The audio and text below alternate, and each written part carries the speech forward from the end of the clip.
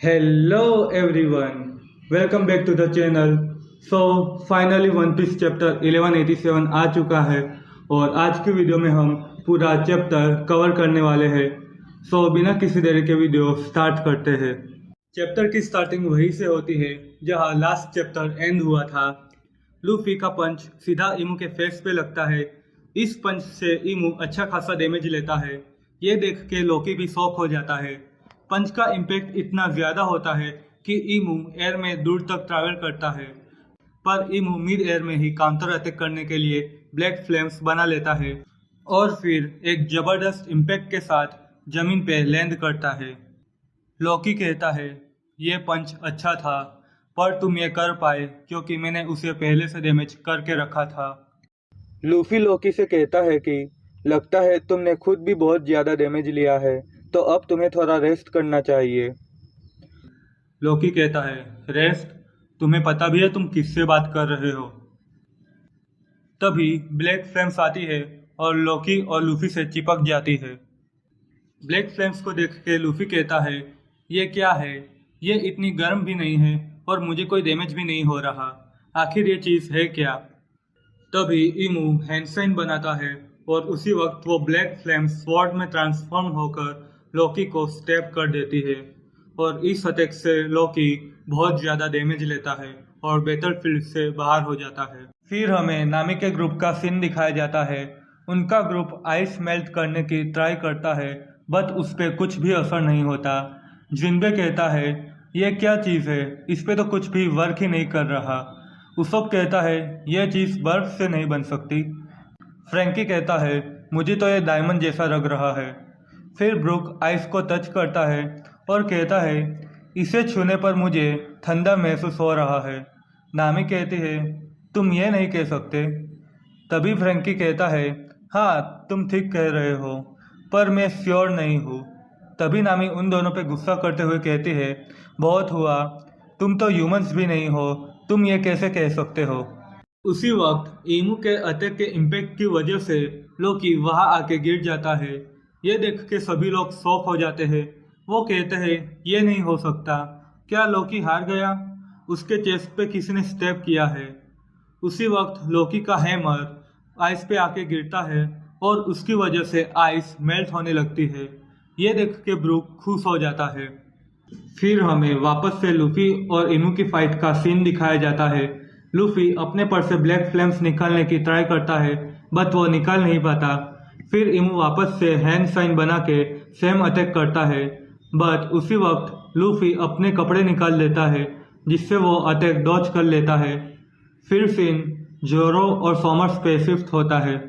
Somers कहता है, तुम तो अभी विलेज में थे ना, तो यहाँ क्या कर रहे हो? तुम्हें मार खानी है क्या? जोरो कहता है, तुम लोगों ने हमारे ओल्ड फ्रेंड के साथ का रीयूनियन बिगाड़ दिया। सॉमर्स कहता है, उसके लिए मैं माफ़ी चाहता हूँ। हम तो बस यहाँ 10-20 बच्चे लेने आए थे। मेरा फ्रेंड अभी उन्हें विलेज से लेके आता ही होगा, फिर हम यहाँ से चले जाएंगे। जोरो कहता है, तो ये बात है, बट ये कैसा कोइंसिडेंस है? मेरा फ्रेंड भी अभी विलेज में ही है और मुझे नहीं लगता कि अब तुम्हारा फ्रेंड वापस आएगा। सॉमर्स कहता है, और तुम्हें ऐसा क्यों लगता है? जोरो कहता है, क्योंकि अब वो मरने वाला है। तभी सॉमर्स उस पर अटैक करता है और कहता है, तुम्हें नहीं पता कि अभी हम कितने पावरफुल हैं। जोरो इजीली उस अटैक को डॉज कर लेता है। फिर हमें सांजी की साइड का सीन दिखाया जाता है। सांजी सिचुएशन को समझता है और सारी प्रॉब्लम्स पॉइंट आउट करता है। सांजी कहता है, वो मॉन्स्टर नॉर्मल जायंट से भी बहुत बड़ी है और वो बच्चों को किडनैप करके ले जा रही है और उसकी वजह से पेरेंट्स बहुत ज़्यादा प्रॉब्लम फेस कर रहे हैं और मैं ये नहीं देख सकता। बट मैं बच्चों को बचा भी नहीं सकता क्योंकि वो मॉन्स्टर एक वुमन है और मैं उसे किक नहीं कर सकता। और जायंट वॉरियर तब तक नहीं रुकेंगे जब तक बच्चे सेफ नहीं हो जाते। इसीलिए यही सही रहेगा कि मैं ये फाइट ज्वाइन ना करूं, क्योंकि मुझे पता है कि इन सब के पीछे तुम हो। ये कहकर सांजी किलिंगम को एक किक थ्रो करता है और कहता है, तुम मुझसे नहीं भाग सकते। किलिंगम कहता है, तुम एक स्ट्रॉन्ग ओपोनेंट हो। सांजी कहता है, मैं ये सब यही एंड करने वाला हूँ। तभी किलिंगम कहता है स्ट्रॉन्ग होने में और इमॉर्टल होने में बहुत डिफरेंस होता है, इसलिए तुम मुझे कभी नहीं हरा पाओगे। फिर किलिंगम कहता है चलो देखते हैं क्या तुम रेन गॉड से फाइट कर सकते हो। फिर किलिंगम रेन गॉड को बच्चे किडनैप करके ले जाने का ऑर्डर करता है। सांजी कहता है मुझे तुम्हारी वीकनेस पता है। ये सुन के किलिंगम हंसने लगता है और कहता है ये तो बहुत ही इंटरेस्टिंग है, तो तुम ये कह रहे हो कि तुम कॉन्करर साकी यूज कर सकते हो? अगर ऐसा है then go ahead and kill me. ये कह के किलिंगम अपने वेपन से सांजी पे अटैक करता है। वो हिट लेते ही सांजी नीचे गिर जाता है। तभी उसे गाबन के साथ का फ्लैशबैक याद आता है। सांजी गाबन से पूछता है क्या मेरे पास कॉन्करर साकी है? गाबन कहता है तुम में वो पोटेंशियल है। ये सुन के सांजी खुश हो जाता है। फिर गाबन कहता है पर मुझे ऐसा लगता है तुम बहुत ज्यादा सेल्फ हेट्रेड कैरी करते हो। अगर तुम चाहते हो कि Luffy king of the pirates बने तो उसके लिए तुम्हें एक किंग बनना पड़ेगा।